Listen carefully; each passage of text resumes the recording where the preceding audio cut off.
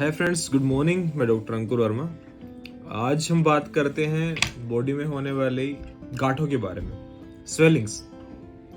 कुछ लोगों को आपने देखा हो कि बॉडी में बहुत सारी स्वेलिंग्स हैं। कुछ एक्सट्रीम रेयर केस में होते हैं कि एक लोगों को हजार स्वेलिंग भी आ जाती है। छोटी छोटी स्वेलिंग है, इधर है, नेक पे है, कमर पे है, बॉडी में थाइस पे है, नीचे के हिस्से में।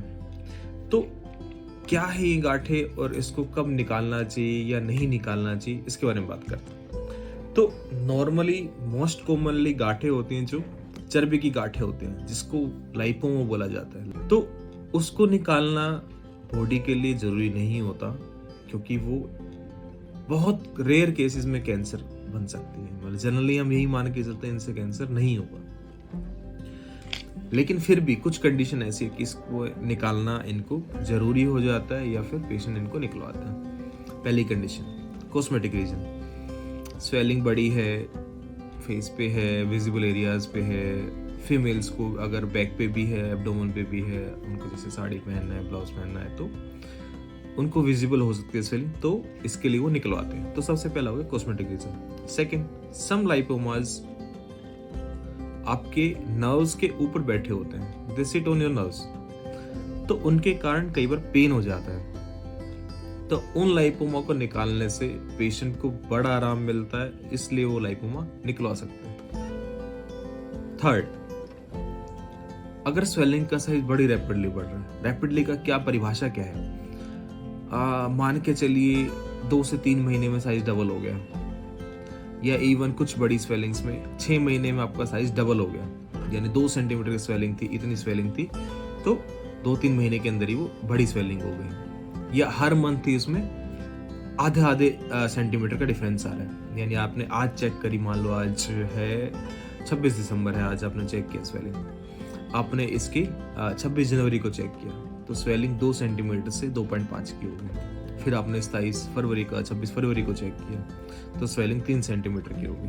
तो पर मंथ स्वेलिंग 0.5 सेंटीमीटर की रफ्तार से अगर बढ़ रही है, तो इसको निकलवा लेना चाहिए। इसका ये मतलब नहीं कैंसर है, बट हाँ, ऐसी स्वेलिंग जो रैपिडली ग्रोइंग होती है, रैपिडली ग्रोथ जिनकी हो रही है, उनको निकलवाने में बेटर होता है, ताकि हमें कल को कैंसर टाइप की प्रॉब्लम ना आए। दूसरी सबसे मोस्ट कॉमन स्वेलिंग क्या होती है, ये बात कर ले हमने लाइपोमास की। दूसरी सबसे कॉमन स्वेलिंग्स होती हैं बॉडी में, सिबेशियस सिस्ट।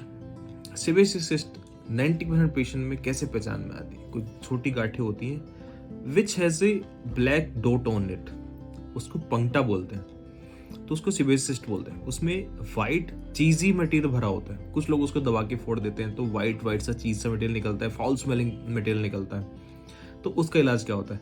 अगर वो सिबेशियस सिस्ट आपको है, तो आपको वो स्वेलिंग निकलवा लेनी चाहिए, क्योंकि कल को वो इन्फेक्शन का कोज बन सकती है। वो फट जाती है, उनकी चारों में एक दीवार होती है, तो कई बार वो फट जाती है, तो बेसिकली सराउंडिंग स्पेस में इन्फेक्शन फैल जाता है, जिससे रेडनेस आ सकती है, पेशेंट को बहुत पेन हो सकता है, कुछ केसेस में फीवर भी आ सकता है। तो ये दोनों सबसे, एक आप बात करें तो सबसे कॉमन स्वेलिंग्स हैं, लाइपोमा और सिबेशियस सिस्ट।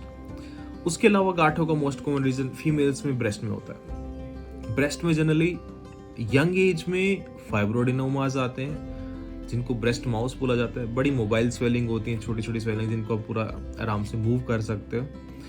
तो उन स्वेलिंग को भी आप पहले अपने डॉक्टर से बात करिए, फिर उसको आप निकलवा सकते हैं। तो स्वेलिंग्स जनरली बॉडी में हार्मलेस होती हैं अगर वो बहुत तेजी से ग्रोथ नहीं कर रही, बट फिर भी ऑन ए सेफर साइड खुद से उसको लेके मत बैठिए। कोई स्वेलिंग आपको 6 महीने से ज्यादा है, तो अपने आसपास जाके डॉक्टर साहब से इसको चेक कराइए, उनको लगता है इसको निकालना चाहिए तो उसको निकलवा देंगे। ऑलराइट जी, मैं doctor Ankur Verma, I am a laser laparoscopic general surgeon. Thank you.